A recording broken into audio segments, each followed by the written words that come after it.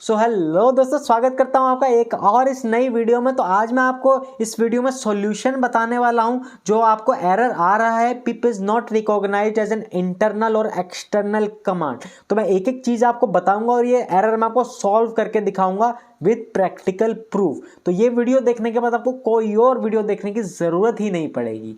सो चलिए दोस्तों, बिना कुछ देरी किए वीडियो को शुरू करते हैं।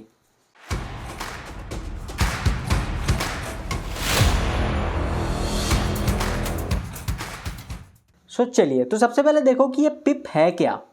पिप मेरा एक पैकेज मैनेजर है जो पाइथन में सारे पैकेजेस को मैनेज करता है। जिसे आप लाइब्रेरीज कहते हो ना।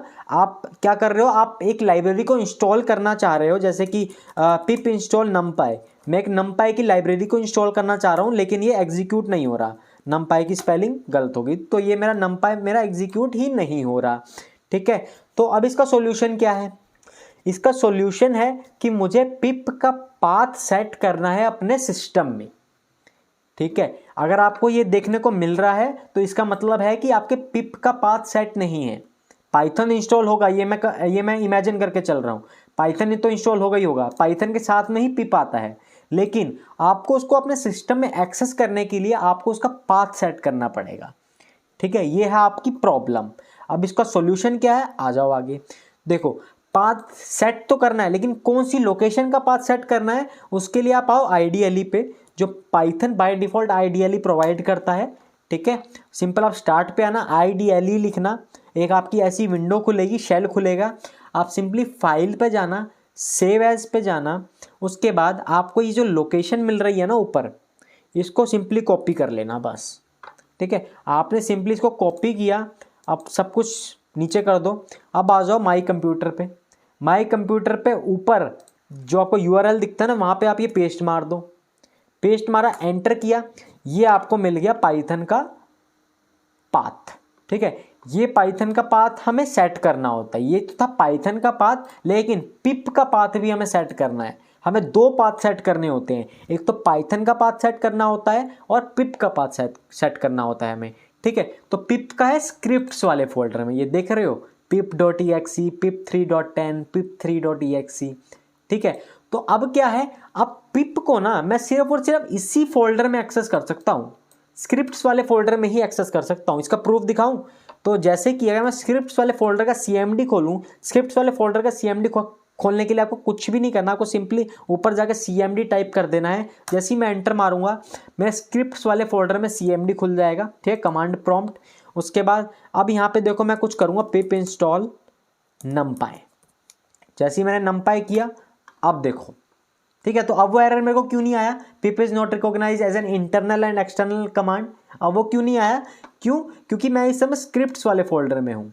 स्क्रिप्ट्स वाले फोल्डर में मैं एक्सेस कर सकता हूँ पिप को, लेकिन अगर यही कमांड अगर मैं कहीं और चलाऊँ, ठीक है, यहाँ पे चलाऊँ, ये स्क्रिप्ट्स वाला फोल्डर नहीं है, ये देखो, सी यूजर्स फिर भूपी।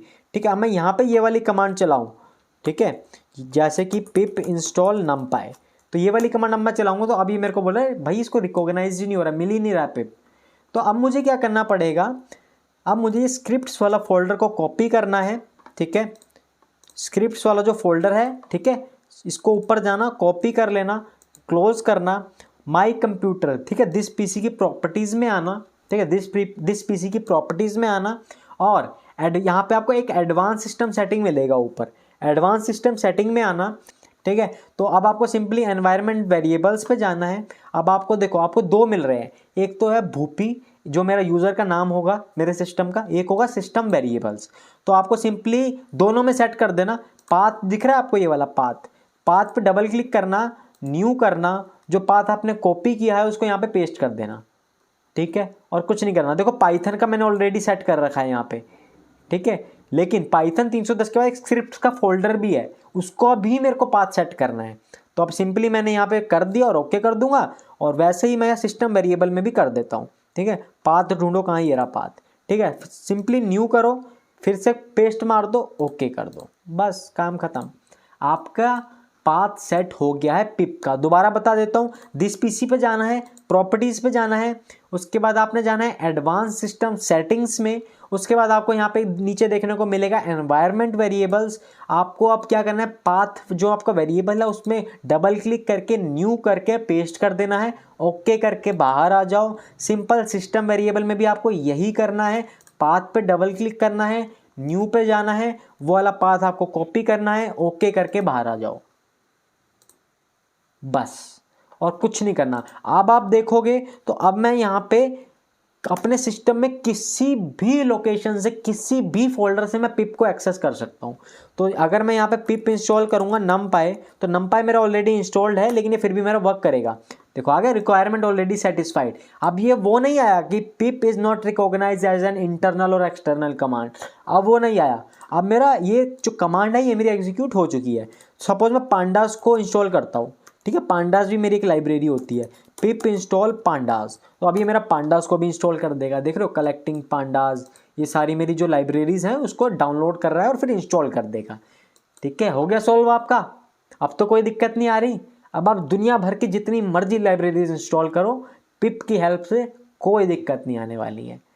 ठीक है, चलिए दोस्तों, उम्मीद करता हूँ आपकी वो प्रॉब्लम सॉल्व हो गई होगी जिससे आप इतना परेशान हो रहे थे कि ये क्यों आ रहा है हमारे पास pip is not recognized as an internal और एक्सटर्नल कमांड। तो मैंने आपको पूरा सॉल्यूशन बता दिया है।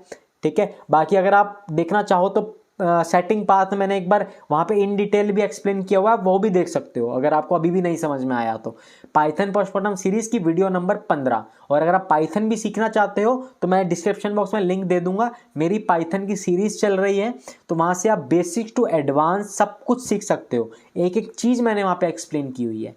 ठीक है, चलिए दोस्तों, उम्मीद करता हूँ आपको वीडियो पसंद आई होगी और आपका ये एरर सॉल्व हो गया हो तो यार मुझे प्लीज़ थम्स अप जरूर कर देना और चैनल को सब्सक्राइब जरूर कर लेना। ऐसे ही टिप्स एंड ट्रिक्स मैं आपके लिए लाने वाला हूँ।